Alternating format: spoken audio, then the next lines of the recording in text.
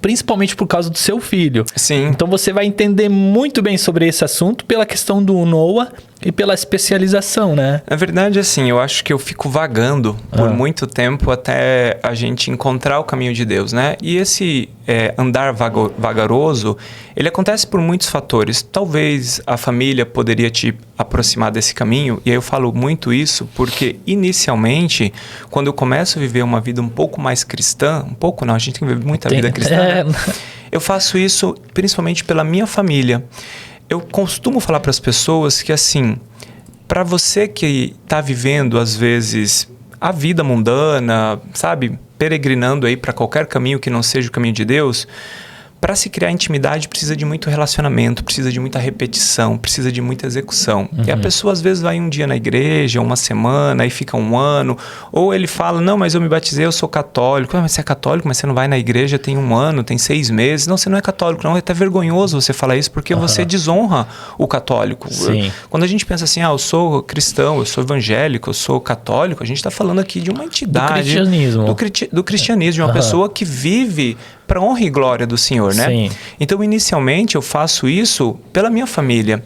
E aí, isso é interessante porque chega um momento que eu começo a perceber que eu não estava indo só por eles. Que eu começo a perceber que eu estava indo por mim. Só que, inicialmente, como todo mundano que nós somos em nossa jornada, o início eu fazia aquilo para minha salvação.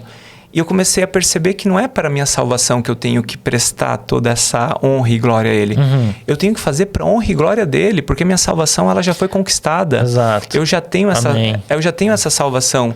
Então, às vezes, a pessoa está indo à igreja para ser salvo. Não. Ou para receber aquela palavra de conforto, né? Que a gente vê hoje em dia. Então, tô ruim. Exato. Então, assim... a vida do Noah não me traz a Cristo. Eu acho que o que me traz a Cristo é encontrar uma mulher que vivia a santidade, que vivia o cristianismo, que vivia a vida cristã. Isso me aproxima. Então, olha a importância de a gente cuidar de com quem os nossos filhos andam, com quem nós estamos apresentando aos nossos filhos, né? Você está deixando seu filho no YouTube, sendo conduzido para um canalzinho ali, sem vergonha, que só está fazendo mal para ele. Então, essa é a minha jornada para a vida cristã. Então, ela começa... Eu sempre gostei, eu sempre acreditei em um Deus, mas não entendia muito bem essa entidade, não entendia muito bem essa santidade. Você não tinha uma intimidade com Deus? Não, eu não tinha nem uma proporção. Para mim, assim, algo que eu devo, por ser uma questão cultural, mas não sabia o que era viver intimidade. Isso é muito interessante porque anda intimamente com o casamento também, né?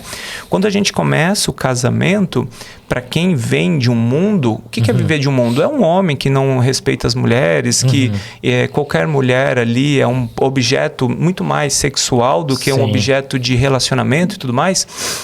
Nesse primeiro momento, você percebe que quando você vem para um casamento, é uma longa jornada. E as pessoas entram no casamento agora, conhecendo uma pessoa, que está namorando há algum tempo, e esse casamento, no início é difícil, é conturbado, muitas vezes tem brigas, ou não tem brigas, ou tem insatisfação, porque são seres diferentes, totalmente de polos diferentes.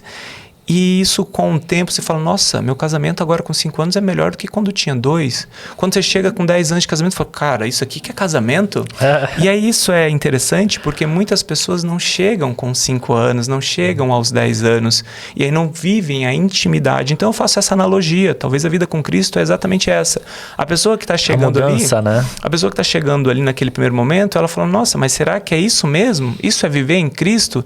Não, aí tá frio ainda. Mas conforme você cria intimidade, você começa a perceber o que é viver em Cristo.